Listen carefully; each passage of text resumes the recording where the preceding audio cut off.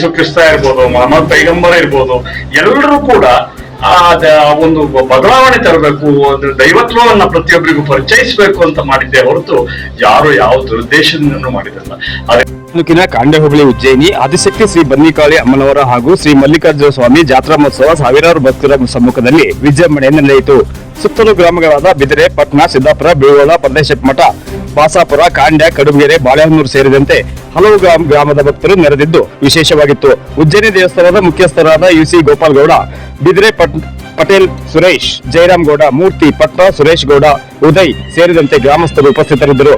ಮಧ್ಯಾಹ್ನ ಅನ್ನ ಸಂತರ್ಪಣೆ ಕಾರ್ಯಕ್ರಮ ಯಶಸ್ವಿಯಾಗಿ ನಡೆಯಿತು. ನ್ಯಾಷನಲ್ ಮೀಡಿಯಾ ಮಾಗುಂಡಿಯೊಂದಿಗೆ ಬಿಆರ್ ನಾಗರಾಜ್ ಗೌಡ, ಬಾಳೆಹೊನ್ನೂರು.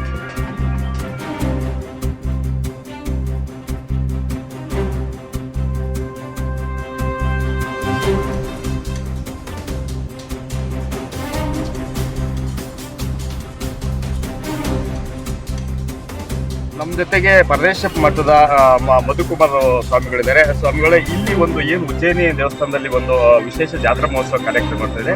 ಈ ಪರದೇಶ ಮಠಕ್ಕೂ ಮತ್ತು ಈ ಸುತ್ತಮುತ್ತ ದೇವಸ್ಥಾನಕ್ಕೂ ಇಲ್ಲಿ ಏನು ಸಂಬಂಧ ಇರ್ತದೆ ಮತ್ತೆ ಹೇಗೆ ನಡೀತದೆ ಜಾತ್ರೆ? ಇದು ಸುತ್ತಮುತ್ತ ಹಳ್ಳಿಗಳಲ್ಲಿ ಅಂತಂದರೆ ಸುಮಾರು ಪರದೇಶ್ವರ ಮಠಕ್ಕೆ ಸುಮಾರು 68 ಹಳ್ಳಿಗೂ ಸಹ ಅದು ಗುರುಮಠವಾಗಿರುತ್ತೆ.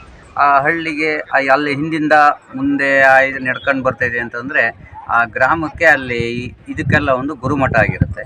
ಆ ಮಠಕ್ಕೆ ಯಾವುದೇ ಕಾರಣಕ್ಕೂ ಅವೆಲ್ಲ ಒಂದು ತವ್ರ ಮನೆ ಇದ್ದ ಹಾಗೆ ಮಠ, ಪರದೇಶಪ್ಪನವ್ರ ಮಠ. ಇವರಿಗೆಲ್ಲ ಈ ಬನ್ನಿ ಮಾಂಕಳಿ ಆಗಿರ್ಬೋದು, ಬಾಸಮ್ಮನವ್ರು ಆಗಿರ್ಬೋದು, ಇಡೀ ಗ್ರಾಮದಲ್ಲಿ ಇರ್ತಕ್ಕಂಥ 68 ಹಳ್ಳಿ ಗ್ರಾಮದಲ್ಲಿಗೂ ಇದೆ. ಹಾಗಾಗಿ ನಮ್ಮನ್ನು ಇಲ್ಲಿ ಒಂದು ವಿಳ್ಯ ಕೊಟ್ಟು ಗ್ರಾಮಸ್ಥರು ಕರೆದಿರ್ತಾರೆ.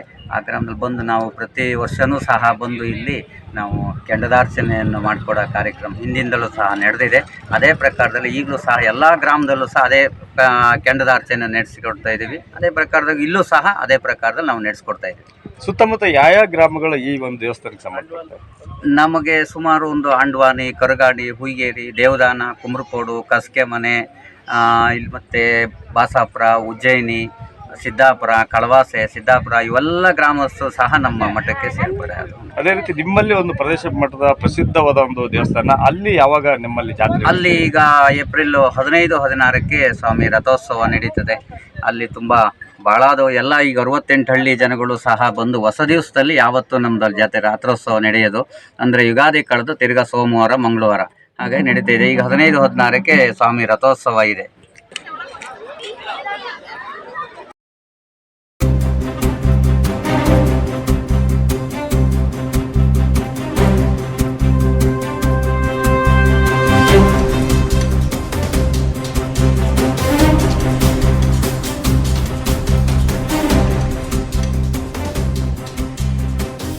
ತುಂಬಾ ಸೊಗಸಾಗಿ ಅಚ್ಚುಕಟ್ಟಾಗಿ ಭಕ್ತಾದಿಗಳ ಸಹಕಾರದೊಂದಿಗೆ ಕ್ಷೇತ್ರದ ಪ್ರತಿಯೊಂದು ಗ್ರಾಮಸ್ಥರಿರ್ಬೋದು, ಭಕ್ತಾದಿಗಳಿರ್ಬೋದು, ಎಲ್ಲರೂ ಕೂಡ ಸಹಕಾರ ಕೊಟ್ಟಿದ್ದಾರೆ. ಮೊದಲನೇ ದಿವಸದಿಂದ ನಾವು 9 ದಿವಸ ಹಾಲಪ್ಪ ನಡೆಸುತ್ತೇವೆ. ಧ್ವಜಾರೋಹಣದ ಪ್ರಾರಂಭ ಆದ ದಿನದಿಂದ ಇವತ್ತಿನವರೆಗೆ, ಇನ್ನು ನಾಳೆನೂ ಕೂಡ ಅನ್ನ ಸಂತರ್ಪಣೆ, ಪೂಜೆ ಪುನಸ್ಕಾರಗಳಿದೆ. ಸುಮಾರು ಒಂದು 15,000 ಜನ ನಾಳೆ ಕ್ಷೇತ್ರಕ್ಕೆ ಬಂದು ದೇವಿ ದರ್ಶನ ಮಾಡ್ಕೊಂಡು ಹೋಗ್ತಾರೆ. ಎಲ್ಲವೂ ಕೂಡ ಸಂಪನ್ನ ಆಗಿದೆ. ಈಗಾಗಲೇ ನೀವು ಮೊದಲು ಇಲ್ಲಿ ನೋಡಿರ್ಬೋದು, ಆರತಿ ಆಗಿದ್ದಿರ್ಬೋದು, ಅಥವಾ ಇಲ್ಲಿ ನಾದಸ್ವರ ಇರ್ಬೋದು, ಅಥವಾ ಭಕ್ತಾದಿಗಳು ಸಲ್ಲಿಸಕ್ಕಂಥ ಸೇವೆಗಳಿರ್ಬೋದು, ಪ್ರತಿಯೊಂದು ಕೂಡ ಸಮರ್ಪಕವಾಗಿ ನಡ್ಕೊಂಡ್ಬಂದಿದೆ. ತುಂಬಾ ಸಂತೋಷ ಆಗಿದೆ. ಅದರಿಂದ ಏನು ಭಕ್ತಾದಿಗಳು ಇಲ್ಲಿ ಪ್ರಾರ್ಥನೆ ಮಾಡಿ ಇಲ್ಲಿ ಸಮರ್ಪಣೆ ಮಾಡಿದ್ದಾರೆ, ಅದಕ್ಕೆ ಪ್ರತಿಫಲವಾಗಿ ಪರಮಾತ್ಮ ಕೊಡಲೇಬೇಕು. ಪ್ರತಿಯೊಬ್ಬರಿಗೂ ಕೂಡ ಮಳೆ, ಬೆಳೆ, ಸಂಪತ್ತು, ಆರೋಗ್ಯ ಎಲ್ಲವನ್ನ ದಯಪಾಲಿಸಲಿ ಅಂತ ಹೇಳಿ ದೇವರಲ್ಲಿ ನಾವು ಪ್ರಾರ್ಥನೆಯನ್ನು ಮಾಡ್ತೇವೆ. ಪ್ರತಿಯೊಬ್ಬರಿಗೂ ಕೂಡ ಅದು ಲಭಿಸಲಿ, ಒಳ್ಳೆಯದಾಗಲಿ. ವಿಶೇಷವಾಗಿ ಹರಕೆ ವಿಚಾರವಾಗಿ ಬಹಳಷ್ಟು ಜನ ಭಕ್ತರು ಪ್ರತಿಯೊಬ್ಬರು ಕೂಡ ಎಲ್ಲ ಕಷ್ಟ ಕಾರ್ಪಣ್ಯಗಳು, ಇದು ಕಾರುಣಿಕವಾದ ಸ್ಥಳ. ವಿಕ್ರಮಾದಿತ್ಯನ ಕಾಲದಲ್ಲಿ ವಿಕ್ರಮಾದಿತ್ಯ ಕಾಳಿಯನ್ನ ಕೈಯಲ್ಲಿ ಹಿಡ್ಕೊಂಡ್ಬಂದು ಈ ಸ್ಥಳದಲ್ಲಿ, ಇದೇ ಸ್ಥಳದಲ್ಲಿ ಇಟ್ಟು ಪೂಜೆ ಮಾಡಿದಾಗ ಕಾಳಿ ನಾನು ಇಲ್ಲಿಂದ ಹೋಗೋದಿಲ್ಲ ಅಂತ ಹೇಳಿ ಬನ್ನಿ ಮಹಾಂಕಾಳಿ ನೆಲೆ ನಿಂತು ಅಂತ. ಆ ಕಾಳಿ ಅವತ್ತಿನಿಂದ ಇವತ್ತಿನವರೆಗೆ ಇಲ್ಲಿ ಯಾರೊಬ್ರು ದಂಡೆತ್ತಿ ಹೋದ ನಂತರ ಸ್ವಲ್ಪ ವರ್ಷ ನಿಂತು ಹೋಯ್ತು. ಆ ನಂತರ ನಮ್ಮ ಪ್ರವೇಶ ಆಯ್ತು. ನಮ್ಮ ಪೂರ್ವಜರು ನಡ್ಸ್ಕೊಂಬಂದ್ರು. ಸುಮಾರು ಒಂದು 850 ವರ್ಷಗಳಿಂದ ಪೂರ್ವಜರು ನಡ್ಸ್ಕೊಂಬಂದಿದ್ದಾರೆ. ಅದನ್ನ ಇವತ್ತು ಕೂಡ ನಾವು ನಡ್ಸ್ಕೊಂಡು ಹೋಗ್ತಾ ಇದ್ದೀವಿ.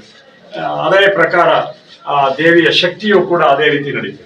ಇಲ್ಲಿ ಹುಯಿಲ್ ಇರ್ಬೋದು, ಮತ್ತೆ ಬೇರೆ ಪ್ರಾರ್ಥನೆಗಳಿರ್ಬೋದು, ಮಕ್ಕಳ ಫಲ ಇರ್ಬೋದು, ಬಂದಿರತಕ್ಕಂಥ ವಿಪತ್ತುಗಳಿರ್ಬೋದು, ಎಲ್ಲವನ್ನು ಕೂಡ ಪರಿಹಾರ ಮಾಡುವಂತಹ ಶಕ್ತಿ ಈ ದೇವಿ ಹತ್ರ ಇದೆ. ನಾವು ಭಕ್ತಿ ಶ್ರದ್ಧೆಯಿಂದ ಪ್ರಾರ್ಥನೆ ಮಾಡಿ ಕೇಳಿದ್ದೇ ಆದಲ್ಲಿ ಆ ದೇವಿ ಅದನ್ನೆಲ್ಲವನ್ನು ಕೂಡ ಅನುಗ್ರಹಿಸ್ತಾರೆ.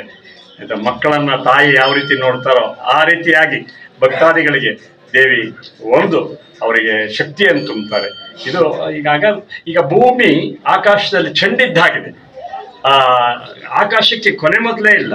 ಅಂತ ವಿಚಿತ್ರವಾದ ಲೋಕದಲ್ಲಿ ನಾವಿದ್ದೀವಿ ಅಂತ ಹೇಳಿದ್ರೆ ಎಲ್ಲ ದೈವಶಕ್ತಿ ಅಂತ ಹೇಳುತ್ತೆ. ಶಕ್ತಿ ಒಂದೇನೆ.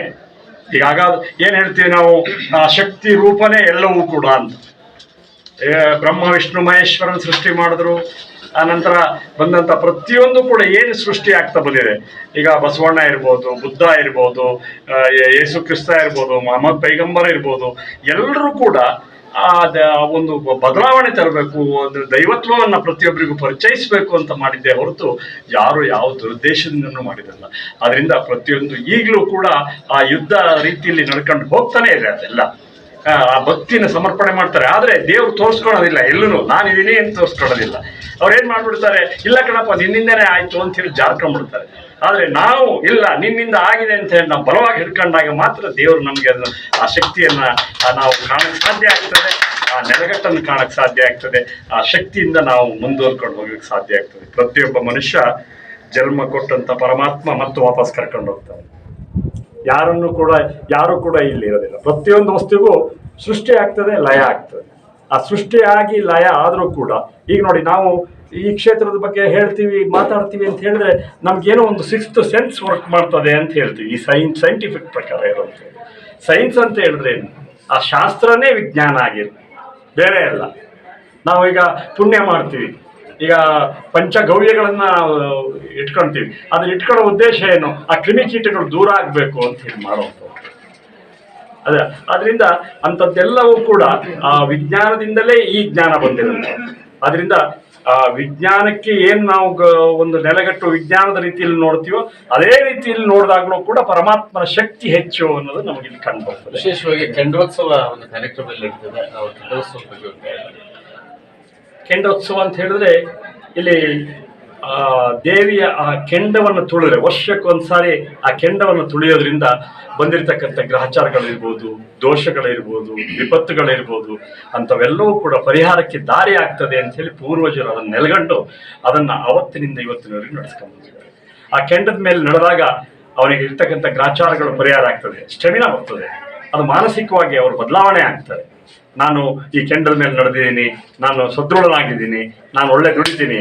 ಈ ಆರೋಗ್ಯ ಅನ್ನೋದು ಚೈತನ್ಯದ ಮುಖಾಂತರ ಬರ್ತದೆ. ಮಾತ್ರೆ ತಿಂದ ಕೂಡಲೇ ನಮ್ಗೆ ಆರೋಗ್ಯ ಬರ್ತದೆ ಅಂತಲ್ಲ, ಔಷಧಿ ತಗೊಂಡ್ ಕೂಡಲೇ ನಮ್ ಕಾಯಿಲೆ ಪೂರ್ತಿ ಹೋಯ್ತು ಅಂತಲ್ಲ. ಔಷಧಿ ತಗೊಂತ ಇರ್ತಾರೆ, ಈ ಔಷಧಿಲಿ ಆಗೋದಿಲ್ಲ ಅಂತ ಯೋಚನೆ ಮಾಡ್ತಾ ಇರ್ತಾರೆ. ಆದ್ರೆ ಇಂತಹ ಎಲ್ಲ ಮಾನಸಿಕವಾಗಿ ಆಲೋಚನೆ ಮಾಡಿ ಅದನ್ನ ನಾವು ದೇವರನ್ನ ರೂಢಿಸ್ಕೊಂಡು ಆ ದೈವತ್ವವನ್ನು ರೂಢಿಸ್ಕೊಂಡಿದ್ದೇ ಆದ್ರೆ ಅಂಥವೆಲ್ಲವೂ ಕೂಡ ಪರಿಹಾರ ಆಗ್ತದೆ ಅಂತ. ಅದರಿಂದ ಆ ಜಳ ಅನ್ನೋದು ಏನಿರ್ತದೆ ಅದು ನಮ್ಮ ದೇಹದಲ್ಲಿರ್ತಕ್ಕಂಥ ಎಲ್ಲ ದುಷ್ಟ ಶಕ್ತಿಗಳನ್ನು ದೂರ ಮಾಡಿ ಇಷ್ಟಾರ್ಥಗಳನ್ನು ಕೊಡ್ತಾರೆ ಅಂತ ಹೇಳಿ. ಆದ್ರಿಂದ ಪ್ರತಿಯೊಂದು ಹುಟ್ಟಿದ ಮಕ್ಕಳನ್ನ ಒಂದ್ಸಾರಿ ಅವರೆಲ್ಲ ಅದನ್ನ ಈ ಮಗುವನ್ನು ಎತ್ಕೊಂಡು ಕೆಂಡದ ಮೇಲೆ ನಡೀತಾರೆ. ಆ ಮಗುಗೆ ಬಂದಿರತಕ್ಕಂಥ ದೋಷಗಳು ಪರಿಹಾರ ಆಗ್ಬೇಕು, ನಮಗ್ ಬಂದಿರೋ ದೋಷಗಳು ಪರಿಹಾರ ಆಗ್ಬೇಕು ಅಂತ ಈ ರೀತಿ ಮಾಡೋದ್ರಿಂದ ಆ ದೇವಿಗೆ ಸಂತೃಪ್ತಳಾಗ್ತಾಳೆ. ಆ ದೇವಿ ಆಶೀರ್ವಾದ ಮಾಡ್ತಾರೆ. ನಾವೆಲ್ಲರೂ ಕೂಡ ಸಂತೃಪ್ತಿಯಿಂದ ಇರ್ತೀವಿ ಅನ್ನೋ ಒಂದು ಮನೋಭಾವನೆ ನಮ್ಮಲ್ಲಿದೆ. ಅದನ್ನ ದೇವಿ ಇವತ್ತು ಕೂಡ ನಡೆಸ್ಕೊಡ್ತಾ ಬಂದಿದ್ದಾರೆ. ಒಳ್ಳೇದಾಗಿದೆ ಜನಗಳಿಗೆ.